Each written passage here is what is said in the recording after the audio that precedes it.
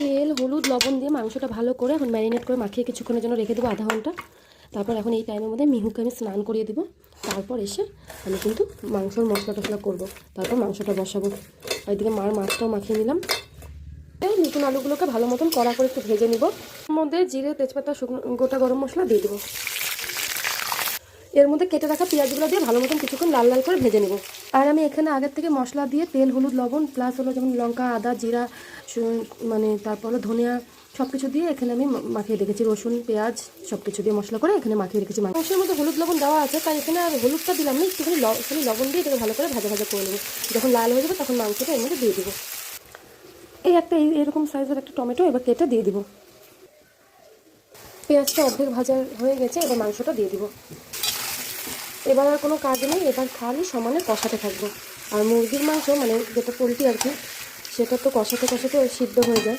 আর নামানোর আগে সামান্য জল দিয়ে হালকা হালকা জল দেবো, সেটা ফুটনো জল দিয়ে একটু গরম মশলা দিয়ে নামিয়ে দেবো। মশলা ধোয়ার জলটাও এর মধ্যে দিয়ে দেবো। এবার ভালো করে কষাতে থাকবো অনেকক্ষণ ধরে। এবার ভেজে রাখা আলুগুলো দিয়ে দেবো। এই নতুন আলু না ভাজলেও হয়, একবারে মাংসের সাথে মাখিয়ে দিলেও হয়ে যায়, তবু ওই যে অভ্যাস একটু ভেজেই দিলাম। আমার চিকেন কষার ফাইনাল লুক, লাল লাল ঝাল ঝাল চিকেন কষা হয়েছে না? যাই হোক, এখন গরম গরম ভাত এই যে হাঁড়িতে উতলাচ্ছে, আমি ভাতের মার গালবো আর গরম গরম ভাতের সাথে এই চিকেন কষা দিয়ে খেয়ে নেব। ভিডিওটা কেমন লাগলো অবশ্যই এটা কমেন্টের মাধ্যমে জানাবেন। টাটা।